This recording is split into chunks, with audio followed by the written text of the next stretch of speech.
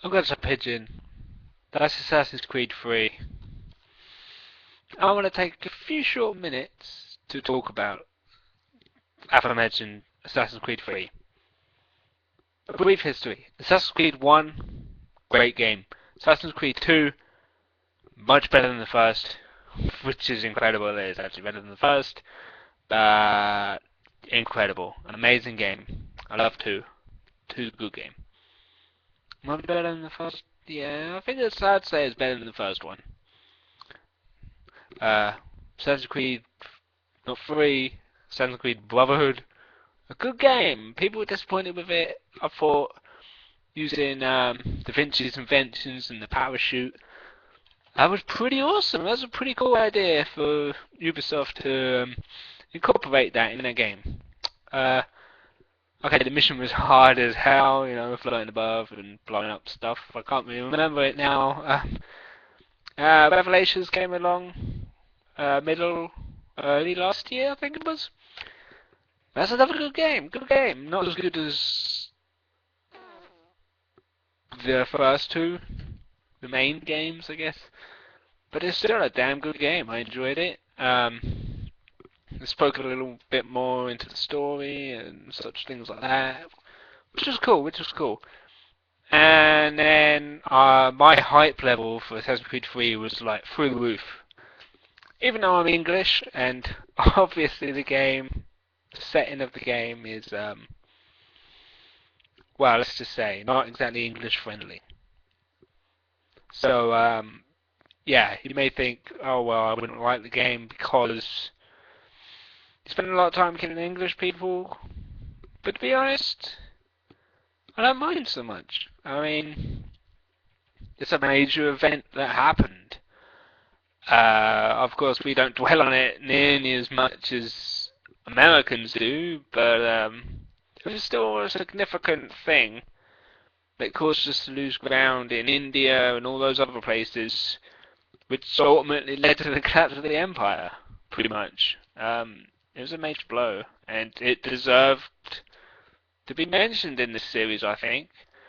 So when it was first released, let out that it was going to be about the War of Independence, I was like, could go either way. I mean, I have to wait and see. But it was good, and I thought, I'm really hyped for this. I did not get it when it came out. I remember it came out at the same time as Halo 4. I want to talk about Halo 4. Biggest disappointment for a long, long time. Well, since Dragon Age 2, pretty much. A huge disappointment, Halo 4. Oh, man. But this is Assassin's Creed 3. And now, without letting on how I feel about this game, I kind of want to appeal to Ubisoft. Where are they in the EU? I don't know. It doesn't say anywhere here. I don't know. Oh wait, there we go. Chertsey, sorry, United Kingdom, Ubisoft, British office. I'll maybe visit you shortly to get my $29.99 back. Yeah. Okay. Let me start from the beginning because okay, this video may run a long time while I actually explain stuff. Now, first off, I was going to record this a few days ago, this video, but something happened and I ended up couldn't finish in the recording. A certain someone interrupted me, and anyway, that's in the past. And that was the start of the 7th sequence. Now, my opinion up until then was very mixed. Don't get me wrong, this game is getting a bad fucking review of me. I've just spoiled it, no point watching it now. Okay, the first, I'll explain it. For those of you who have not played this yet, I can't alter your judgment at all. Do what you want. I mean, that's the good thing about games. Do what you want, make your own assumptions, bring your own opinions. To me, they've missed out a lot of things here that they could have put in. For one, there's only about a dozen naval missions. Now, I'm going to get to that later, but the game should have had 100 naval missions. That's what I'll say. And I'm leaving out multiplayer as well out of this because, well, I don't really do multiplayer too well, and I've never tried the Assassin's Creed multiplayer. But hey, who knows what's going to happen in the future. Though I have no motivation to go against people I don't know that are going to be 10 million times better than me. So, yeah. Anyway, okay, at the start of the game, you're a guy called Haytham. And you assassinate some guy in a theatre watching a play, like a musical. One of the first ever musicals, apparently, if the things are to be believed in the game.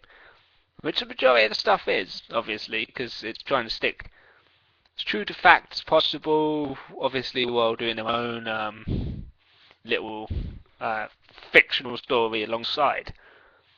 Which is obviously how Assassin's Creed has always done it. Yeah, anyway, that started. I keep going off topic. I'll say I'll stick. Okay, that is the beginning of the game, and then you have to go to the new world. So you have to find a ship and a captain. Or well, the storyline just takes you over in the cinematic. So Haytham's on board a ship. You get to wander around the ship for a good half hour to an hour, maybe. Which is pretty fun. You interact with the crew, you see how life used to be on a ship. It's actually pretty entertaining. And I thought, okay, that's pretty cool. There's a little twist on the boat as well. There's about 10 different types of story twists in this game, and it's like, I don't know, just keep your... I don't know. Anyway, it gets a bit annoying for me anyway. Especially when the twists are a bit,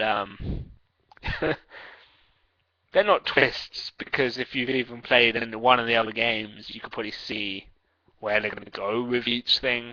So, anyway, that's just me, in my opinion.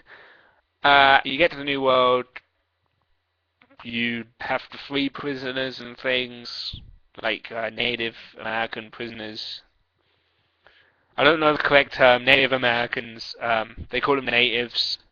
Americans, I can't even pronounce the actual clan name of the guys, the tribe name I should say, because that's hard. But anyway, yeah, you free this woman and then it's like, okay, you have to go hunt down someone, and then you meet this woman and you help her out, and a mission later, no plot devices used at all of a sudden it's, let's kiss and blah, whatever, and it's very forced. The thing I hate about any story, whether it's games, TV, film, movie, anything, romance like that, you don't ever see the characters interact in a meaningful way, and then all of a sudden they're in love somehow or something. I'm not sure it was love in this game though, to be honest.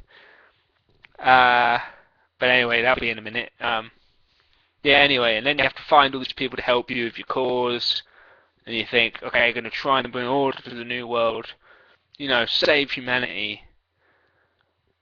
Then that plot twist hits you. Me talking about it, you can probably even guess what it is, which sucks because, yeah, you can see it from so far away that I don't even know why they even hid it from you. Surely there's got to be some slow people out there that did not get it. If so, then hey, let me know if you enjoyed the plot twist, or it made you go, whoa, what the fuck, I didn't know, whatever. But for me, it didn't really, I don't know, I was expecting it, and it happened, and I was just like, oh, okay, they went there then, okay. Anyway, after that plot happens, it's like 10 years later or something. There's oh, you go back to Desmond. Oh god, you go back to Desmond. You're in a cave with Desmond apparently. and you have to find these objects and power up the thing to open this door, and then you save humanity from what was explained in Revelations, even though I don't remember it from Revelations. Maybe that's just me misremembering. Anyway, I didn't remember it. I only played Revelations like 2 months before I started this game, and I only started this game a couple of weeks ago. So, yeah. My memory probably is messed up. But, yeah, you have to do that. You have missions with Desmond out and about in the real world, and you think, okay, that could be kind of cool. I mean, fucking Nolan North. No, it's not an interesting character just because it's Nolan North. I'm bored of Nolan North in every game. But hey, again, the voice acting in this game is not as good as the other games. That's what I'm going to say. Now, nothing against the actors themselves. As I said, plot isn't exactly the best. So there's that, which obviously you could be the best actor in the world, but you get a piece of shit. It's gonna stay a piece of shit. You know, you can't polish it. You know. Saying that, I actually kind of found one character to be interesting, but only because of the geek in me. Obviously, Desmond's father was his name William, I think. Yeah, I think that's William. Yeah, if you played the game, obviously you've seen it and know who he is, then you'll probably see why me as a massive Star Trek fan would enjoy that. I mean, it's nothing more than really a cameo at this point in the game where I've got up to anyway. But it's kind of interesting. I keep joking as, oh, save the world, you can just click his fingers and the whole problem will be solved, but yeah, you know. Anyway, may click the fingers, get me my money back, but whatever. Anyway, talking about the story, what else can I talk about? I don't want to give spoilers too much. Okay, you're a kid, you have tutorial levels how to hunt and hide and things. You play hide and seek with your friends, and I don't know, it's kids playing. You turn into a 10-year-old and have to play with your friends. I mean, it's not the first time a game has made you be a little kid and play with friends. I remember Fahrenheit doing that. The Americans, that's Indigo Prophecy. They had a couple of flashback missions, I guess. Chapters where you were a little kid and you had to go play hide and seek and stuff. It's kind of strange. Stranger, but that was a strange game. Totally nothing relevant to this. Anyway, Assassin's Creed 3, you're Native American. Your name's Connor, obviously everyone knows that. You grew up as a kid, blah blah blah. I've just said that. And your father is the Haytham guy, who with the awful plot twist. And your mother is not even that memorable or likable, at least for me. It has an incredibly cliched plot. You're out playing with your friends. You get kind of captured by some guy called Charles Lee, who, if you played the prologue with Haytham, you'd know who Charles Lee is anyway. So, yeah, that wasn't the best thing to happen to you as a little kid. And you're all like, tell me your name. He's like, it's Charles Lee, dear boy. All these hoity-toity British accents that, I actually say they probably did get a lot of British actors, obviously, into this and stuff. They do that a lot. I've got to say about Ubisoft in Assassin's Creed, wherever they're from, they have actually got actors from that part of the world to do voices and things, which is, you know, good. I mean, it's like me doing an American accent or an American doing a British accent. Either way, it's going to be awful. I mean, but hey, yeah, that's another good thing about the game. Keep count, because there's few and far between. Anyway, yeah, and it's okay, there's a white man coming to the forest, and you go back home, and oh no, my village is burning down because it's all made of wood and glass and stuff. Um, and anyway, I won't spoil it for you, but you go on a revenge mission that's surely to last you years and years against Charles Lee and everyone he knows. Everybody from the beginning of the game when he was Haytham, and even Haytham because he's your father, and he ordered Charles Lee to come do all this awful stuff to the native population, so he must die too, and yeah, how many times have you heard the story about the oppressed native peoples rising up and fighting against the evil white man who wants nothing but money and or whatever, order and peace and I mean, yeah. Again, I kind of saw exactly that coming. Um, though, to be honest, when you're a kid and you see the things that happen, it was kind of okay. They've done that pretty well. I gotta say, they've done that pretty well. It actually made me think, oh shit, okay, I'll go kill this guy because he's obviously insane or something. Oh, what else? Yeah, so you go to train, you find a guy out in the middle of nowhere, in a big, huge mansion, or manor house in the middle of nowhere, sort of thing. And you grow up and this old wise elder of the village tells you to hunt the symbol, and it's the assassin symbol, and you go find a man called Achilles who's got a cane, and he's like hobbling around, and Achilles is a black guy who has his own mansion. Obviously, so yeah, this is kind of before America said, okay, every black person has to be a slave now. But I'll leave out my interpretation of American history and politics back then and stuff, because, well, you know. Anyway. So yeah, he trains you how to be an assassin over years and years and missions, yeah,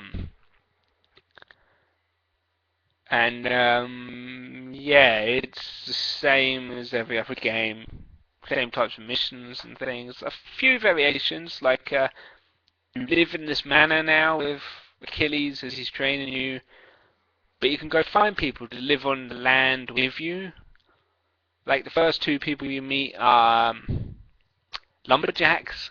And literally the first person you meet is a guy with a huge lumberjack beard, and you're like, that guy's a fucking lumberjack, what the hell? So you get lumberjacks on your land, and you can get wood, and with wood and other materials you can you can build barrels out of oak lumber, but you trade them with convoys that you can have. I've got to say, there was no easy way to get money in this game. So, I'll give you a hint right here. You find loads of different people to live on it. You get hunters, you get farmers, you get furniture makers, carpenters, loads of people. And the hunter, Miriam. Definitely get her. Because it's the best way to earn money. This is a secret. Convoys. Build 3 of them, upgrade the capacities, and beaver pelt. Yep, beaver pelt. That's what I'm going to say, beaver pelt. Deer pelt as well, kind of. Or if you can find bears, even better. Bears. Beavers. And deer. Mainly beavers, because there's a lot of them. So yeah, let Miriam hang out a while and you get all these beaver pelts and stuff. And sell a load of them. And that's a quick way to get money. You do not get money for completing missions in this game, I don't think. At least I've never seen my money go up like that. Which is lucky because there's no real good or interesting things to buy. except for pelts, which you trade for like 5 times the price that you bought them for. No, I don't know, it's kind of flimsy-ish. I liked how you made money better in the past. I know they had to make it a bit different here because in the second game and when you're Ezio, you're a rich kid, so you have a lot of money and things. And you have your own town as well, where your headquarters are. So it kind of makes sense that you can buy buildings and things. When in this, yeah, you haven't really got anything interesting to spend money on, and you can't really own loads of properties because it just wouldn't work within the world. So I see why they did that, but it's really hard to get hold of money. And looting does little to no good. But anyway, that's a rant about money. Gameplay as a whole is just, oh man, so many problems. I mean, okay, the first game's a bit slow. I mean, compared to the second game and Brotherhood Revelations, the first game is a bit slow, but with animation and things. And this game has kind of gone back a bit. I don't know how to explain it, but it's got this new mechanic where you walk up to a wall, you suddenly stick to it, and you look around the corner. Now, when you're trying to run away on a roof, and you keep automatically sticking to chimneys, that's not good game design. Now, you can say, I just suck at the game, keep running into chimneys. But the game should recognize I'm running away from someone, I don't want to stop and stand still here behind a wall.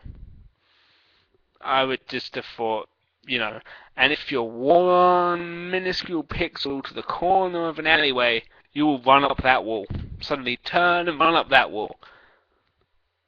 The amount of times I have died because this gameplay is so awful. And I haven't even got to the lock picking yet. Ah, fuck the lock picking. Every game in the world, listen to me. Do the same lock picking as Bethesda. The Skyrim style lock picking, Fallout 3. Every game in the world, do that. That's the best lock-picking mechanic in a game. Okay. This lock-picking mechanic takes about 5 minutes to open one chest.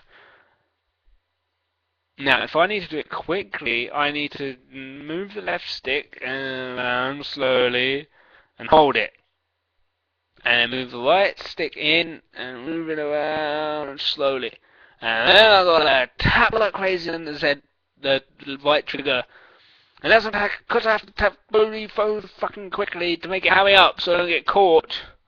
My fingers are slipping off the thumbsticks and I have to do it again after another fight of 50 freaking Jaegers and Highlanders and these little fucking assholes with knives that no counter in the world works against.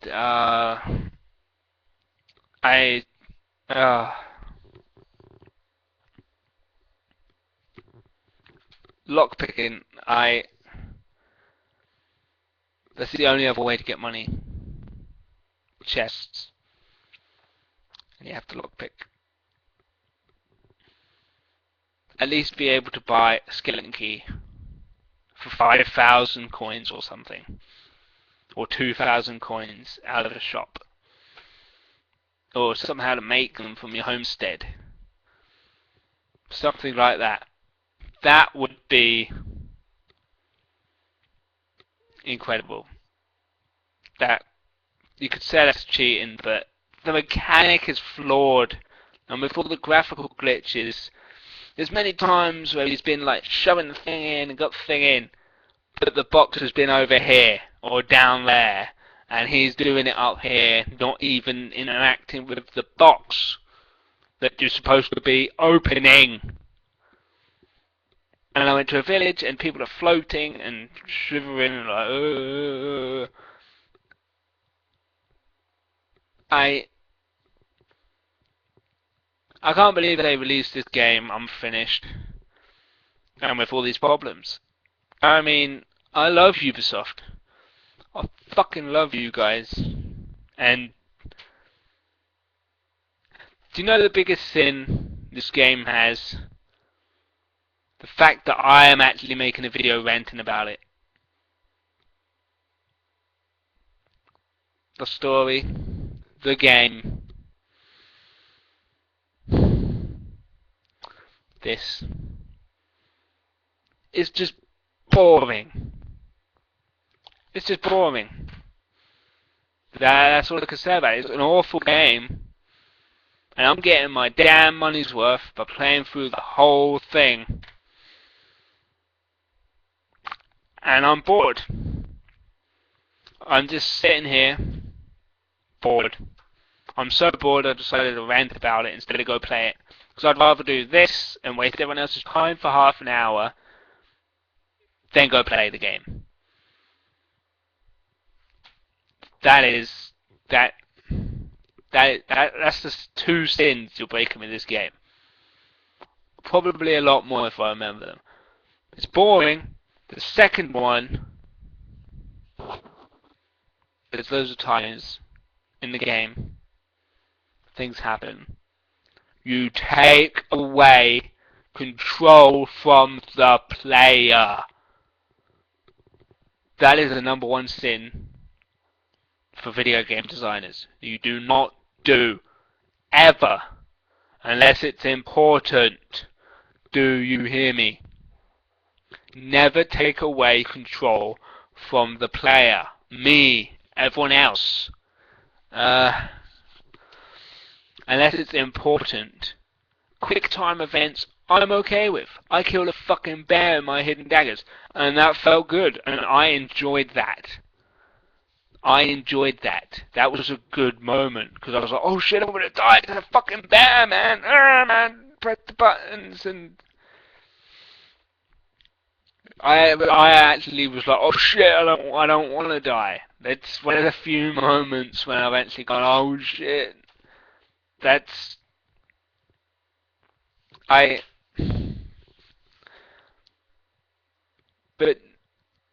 how many bears are there? Not many. I've seen 3. One near the start of the game, which is scripted, which you just have to run away from because you're still a teenager, so it's like, I don't know, you can't fight a bear. And then 2 out in the wild. Wait, 3 out in the wild actually. I killed 1. One was attacking one of my art's ends. Yeah, and there was another one in the cave. It was like 2 on the same mission in the cave. Anyway, they were intense fights. I mean, fights against the redcoats are just, they're boring and frustrating, and there's more redcoats in New York in this game than in the entire Revolutionary War. I'm not kidding. Opening a lockpick fucking chest takes 10 minutes, and all of a sudden 50 guys.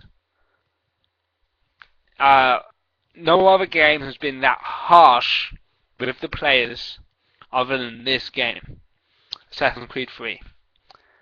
I want to know why.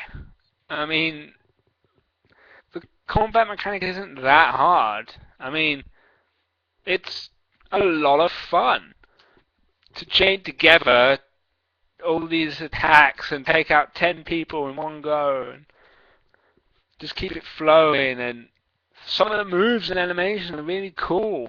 They're really good. I enjoy looking at it and I'm like, whoa, and I can't completely condemn this game. I'm going to focus on the good points now. I might give you some rating at the end of the game.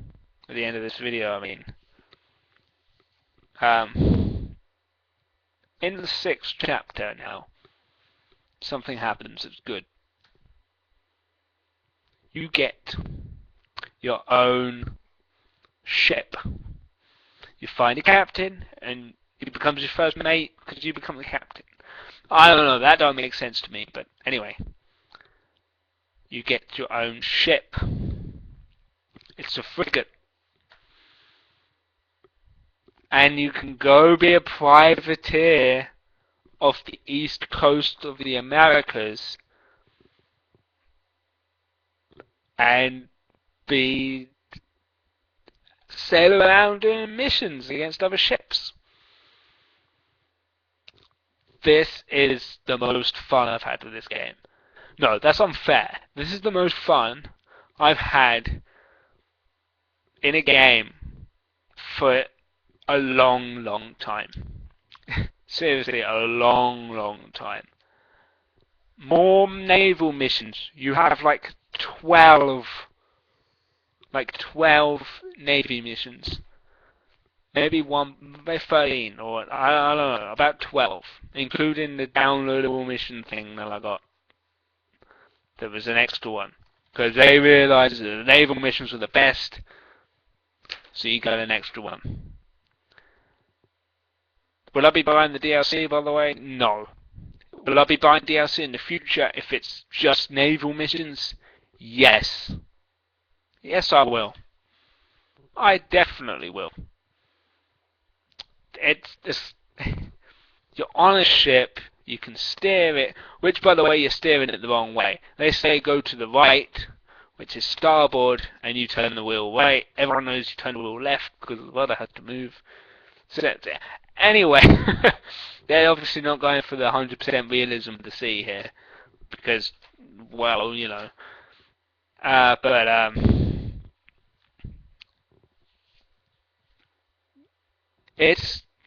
don't know how to put it in words.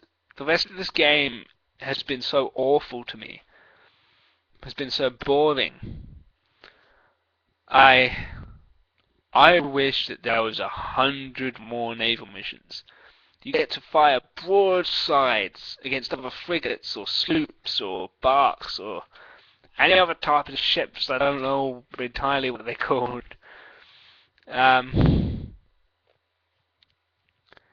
And you get to fire your swivel guns, littler guns, against the littler sloops and things. And that's cool, because they could destroy that. Don't get me started on the motherfucking man of wars. You're in a frigate, and they chuck man of wars at you like nothing. And it's hard, I failed a lot of times. I've even rage quitted. But I still go back to do the naval missions, because they're so good. They're so fun. And I don't know why the rest of this game is so awful. Except for the last chapter. Okay, massive spoiler here. Haytham and Connor meet. They don't really get along, but you do missions together. Connor and his father. Now, again, it still isn't great. It isn't perfect by any means, but the dialogue is pretty cool. Haytham stands no shit from no one. Even his son. Connor is like a rebellious child to the uptight, strict father, and there's just something about their dialogue. More of that, Ubisoft. More of that. Haytham and Connor going and doing missions together. Connor's an assassin and trying to stop his father, and his father's the Templar leader in the area. But their goals are the same for a while, or up until a certain point. I won't spoil it, but I haven't got to the end of this Haytham and Connor thing yet. I just know I've laughed and been generally... I've got into the plot of it now. There isn't much of a plot, it's a bit silly and a bit... Okay, Native American, there's no real plot with that. He wants to save his land, but It's kind of like, out of nowhere, he'll go, oh, it's for my land. You think, you haven't given a shit about your land for the past, like, 3 years. We've been doing missions and naval battles, and all of a sudden it's, yeah, I know, you want to keep it linked, but it's like, keep that the main focus of why Connor is doing this. And why is Connor doing this? Why is this land so important? Just because the natives have always lived there? That's pretty much the explanation you get. Okay, everyone already knows this history and stuff, but Ubisoft could have took half an hour to explain why this people, the native tribes in North America, need this land, why it is important to them, and create something from that. But you get nothing. You get none of their customs. Talk about their customs. It's a rich, diverse, interesting history, and you've just missed it. You talk about a tribe, but I don't know what he's doing. Canatonafon or whatever the tribe is. I've just... So, the tribe, if you're still out there, you've just declared war on me and about to kill me. I know. Mispronouncing that so bad. But anyway, whatever. It's... Take time to say why this is important to these people. Delve into the history of these people. Don't make it part of your game if you are not going to do anything with it. It's just looked over, and they should have done more. Like I say, I'm not at the end of the game yet, so they might come up big. This is only my impression up to chapter 9, so, you know,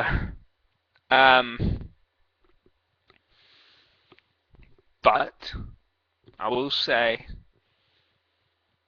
they have the eagle, the assassin eagle. And as I understand it, the eagle is a spirit guide in the native folklore and history. Why is Connor not able to go on a spirit journey, get the spirit guide of the eagle? I don't know what the eagle means. I don't know that much about, but at least link that. At least link that in. It would have been all so cliche, but it would have been something about the history of the people. But we get nothing. Okay, I'm back into the bad stuff about this game, and I don't want to be. Good stuff. Naval battles. Give me more naval battles. Give me more father-son interaction. Make the dialogue a bit sharper, and you have got a good story there. I mean, I'd play this game if it was just about a father and a son doing this stuff. Keep the storyline the same you have. One's Templar, one's a... Have it co-op. A father and a son with witty dialogue over the years here. That's be an awesome idea. I would be invested into it because the father and the son are always together. I mean, it's not totally implausible, I know. I would like to have seen that. Also, Ubisoft, make a fucking pirate game. You made the naval battle so fun. You've got it down almost. Make an RPG. Make it action game, an adventure game, like Assassin's Creed. Action adventure, Assassin's Creed, isn't it? I would say anyway. Make that, but about a pirate. Obviously tweak some of the mechanics in naval, make it not so simplistic.